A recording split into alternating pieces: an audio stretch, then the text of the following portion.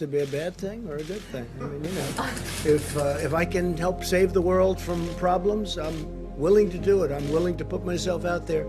And we are, actually. We're saving the world from a radical left philosophy that will destroy this country. And when this country is gone, the rest of the world would follow.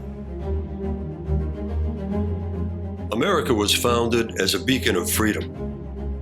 Unique in history as a nation based on the idea of rights that do not come from the generosity of government, but instead upon our human identity as the children of God. Our freedoms of speech, of religion, and to bear arms are God-given rights, which we must cherish and protect at the risk of our lives.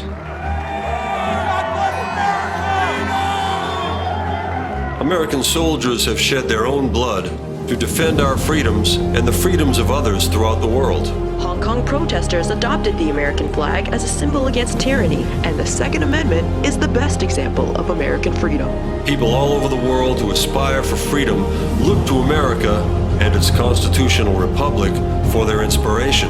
But America is under attack. I got hairy legs. By those who would replace our constitutional republic. Yes, we're going to take your AR-15 with something else.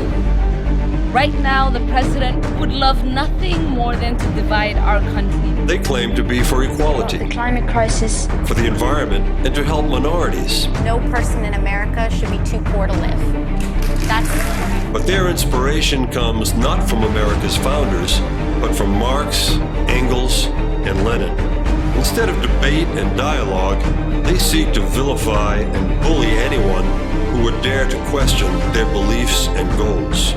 They called me a fascist for defending George Washington.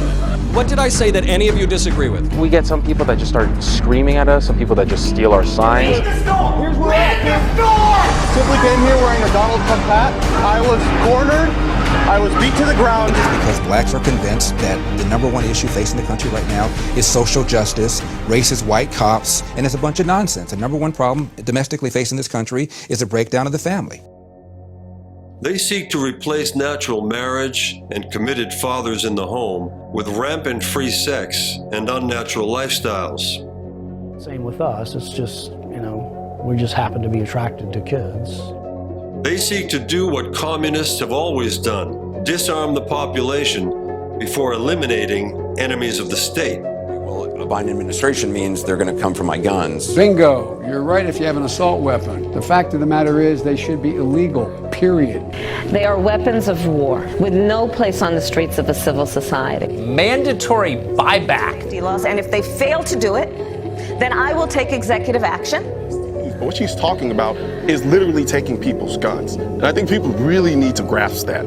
Communism led not to prosperity for the masses, but instead mass starvation and deprivation. Keep in your mind that Russian people was the first victim of the communistic tyranny.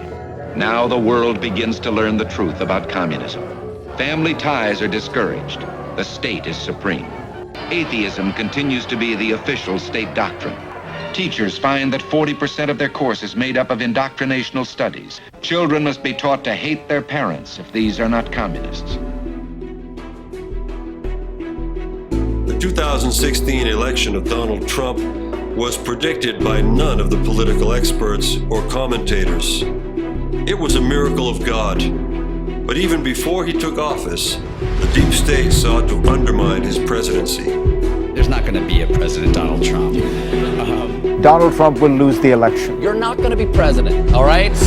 He will never be president of the United States. Donald Trump will not become president. Donald Trump is not going to be president of the United States. Take it to the bank. I continue to believe Mr. Trump will not be president. Donald Trump will never be elected president of the United States. Donald Trump will never, ever be president of the United States.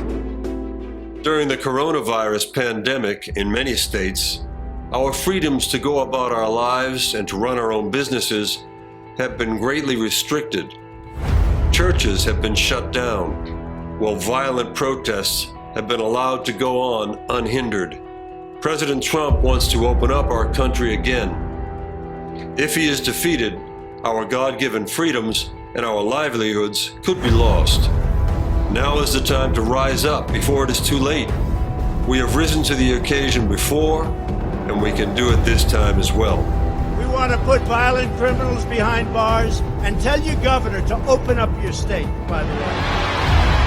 Open up your state. Newsflash to Joe Biden, the economy is coming back. The only thing that stands in the way of a full economic recovery in 2021 and behind is Joe Biden's agenda to raise taxes, increase regulation, pass his Green New Deal, and we're going to take that case to the American people. Throughout our history, peaceful citizens have been called upon to defend America's independence from enemies foreign and domestic. Now is such a time. American patriots must awaken and rise to confront the current threat. We must pray for the best and prepare for the worst. We cherish religion. We lift our voices in prayer, and we raise our sights to the glory of God. Just as we believe in the First Amendment, we also believe in another constitutional right that is under siege all across our country. So long as I am president, I will always protect your Second Amendment right to keep and bear arms.